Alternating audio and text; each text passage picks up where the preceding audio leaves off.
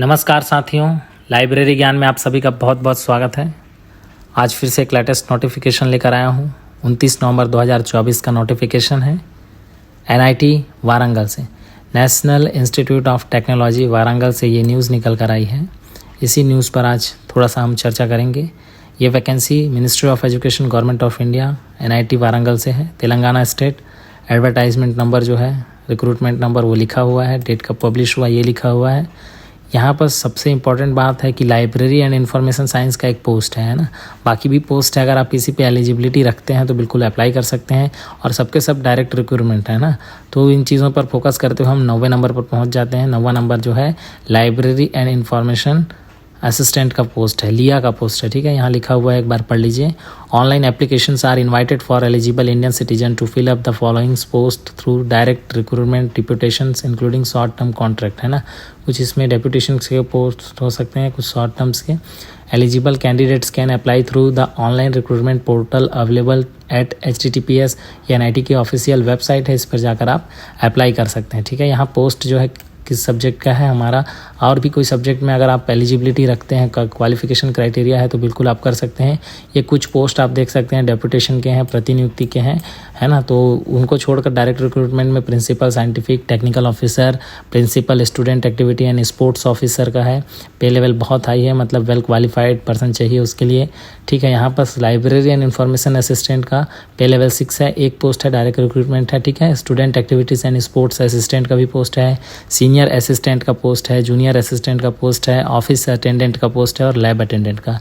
ये 4 जो हैं ये ग्रुप C के पोस्ट हैं। बाकी ये जो भी हमारा लाइब्रेरी साइंस निकला हुआ है लिया का पोस्ट, ये ग्रुप B है। यहाँ पर सब डायरेक्ट रिक्रूटमेंट है।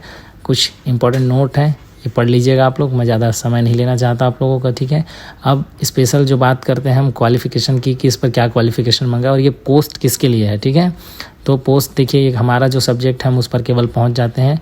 तो यहाँ पर लाइब्रेरी एंड इन्फॉर्मेशन साइंस का जो पोस्ट है लिया, है ना, लाइब्रेरी एंड इन्फॉर्मेशन असिस्टेंट का पोस्ट है, लिया का पोस्ट। उसके लिए क्या क्या क्वालिफिकेशन मांगा और पोस्ट किसके लिए, ये भी देखना हमें ज़रूरी है, ताकि आप लोग अवगत रहें इन सब चीज़ों से।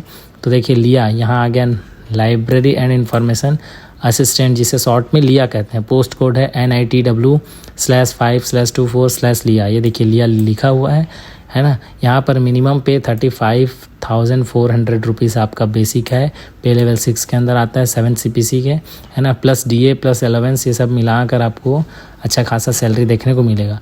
लेकिन वैकेंसीज और रिजर्वेशन जो है वो वैकेंसी किसके लिए है, PWD के लिए है, ठीक है। PWD के लिए वैकेंसी है, मतलब सामान्य व्यक्ति ये फॉर्म नहीं भर सकता। जो भी PH कैटेगरी में आते हैं PWD, है ना, पर्सन विथ डिसेबिलिटी के अंदर आते हैं, है ना, उनके लिए ये इम्पॉर्टेंट फॉर्म है। तो जो भी यहाँ पर आप होंगे, जैसे इसका OA 1 आर्म 1, है ना, 1 लेग, इनके लिए है। और मेथड ऑफ रिक्रूटमेंट जो है डायरेक्ट रिक्रूटमेंट है।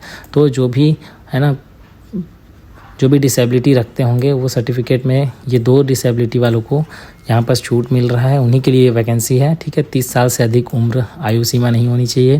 Qualification first class bachelor degree होना चाहिए, है ना, साइंस आर्ट्स कॉमर्स किसी भी स्ट्रीम में। उसके साथ bachelor degree in library and information science, अर्थात ग्रेजुएशन और क्या मांगा है, बैचलर डिग्री लाइब्रेरी साइंस में, ठीक है। Post graduate diploma in library automation and networking PGDCA वगैरह हो तो बेस्ट है।